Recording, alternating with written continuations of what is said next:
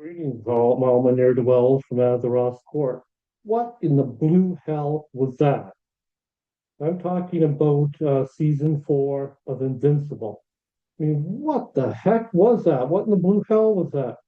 While I did like the action, I did like the some of the subplots, and especially the overall plot with the war and the Viltrumite with the coalition and the introduction of Thrag, to the animated series, first time we saw him in animated outside the comics. And unlike a lot of other people, I didn't have the problem with the gender swap of Tech Jack. I don't think it really changed the character, and I really like Zoe. But what in the blue hell was up with those two storylines that were just resolved off screen? One with Debbie moving in with her new boyfriend, and how important that was last season at the very beginning of season 4. That was resolved while everyone was away without like second thought. And even more egregiously, the whole Adam Eve abortion storyline. I mean, thank goodness I'm not monetized, or I would get all monetized for mentioning this, or at least this video would.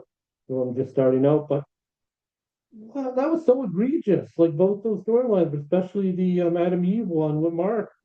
I mean, not only did she have the abortion, which no matter what you feel about that, that's a big decision and a serious subject, should be treated as such, but she just had it off screen. And then Mark comes back and he's got like the PTSD, from his his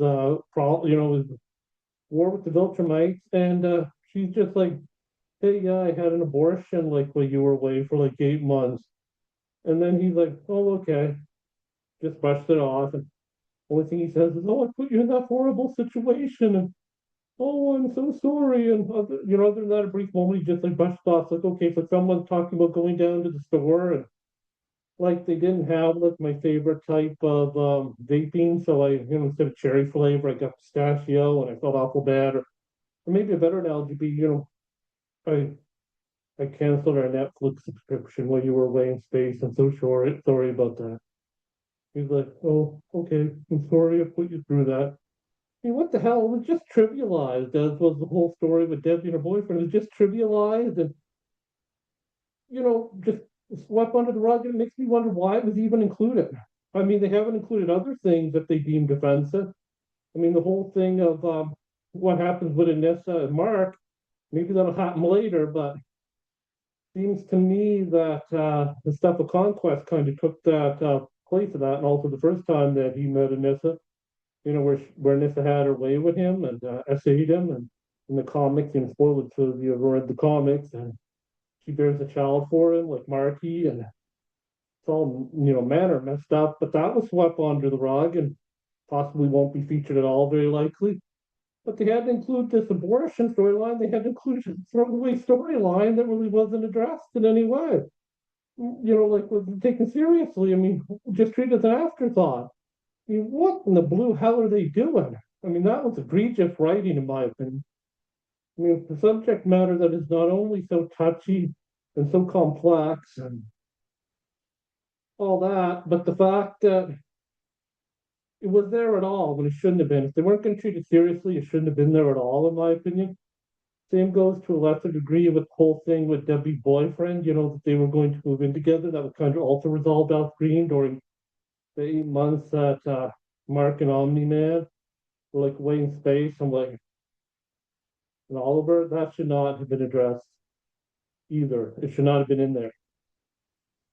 And these were built up with like really important storylines like the last season. And maybe the comics skimmed over them a bit, but they did dress them more than they did here. And yeah, I'm not a fan of how this all was resolved so clumsily and quickly. And I do kind of think that the showrunner, did this for a reason, because the showrunner is like ultra liberal. Me myself, I'm by human standards left to center, but I found it was egregious. Both those storylines were dealt with, in particular the abortion one, which is such a serious and controversial issue, and how it wasn't really treated in a mature manner and used to, really develop these characters. Anything it was just treated as like a mild annoyance or an inconvenience or just a secondary plot. Like, oh well, I canceled the Netflix subscription, so you know how it is. But yeah, not a big fan of that. Overall, I think season 4 was good though. I did like the character Tech Jacket Zoe, like I said. I did like the whole confrontation with Thrag. He's real badass.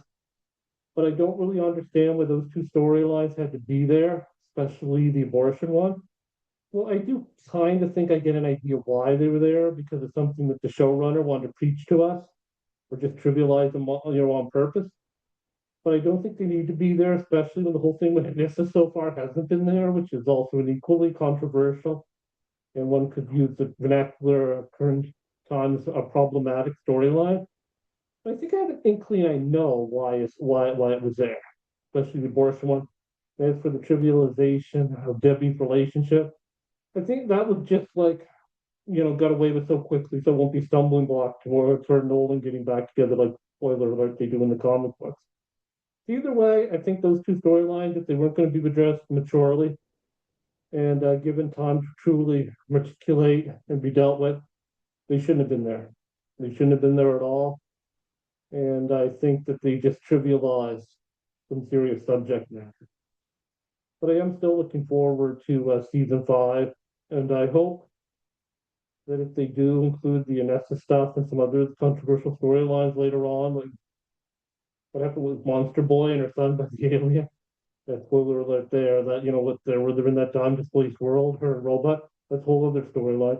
I hope they don't trivialize that either if it comes up because after what happened with these two storylines, in particular the one with Adam Eve and Mark, I have no I have no faith that they will treat these other more mature storylines with the respect they deserve and give them time to fully develop and be resolved. Anyway, that's it from Azeroth Court for all my ne'er-do-wells.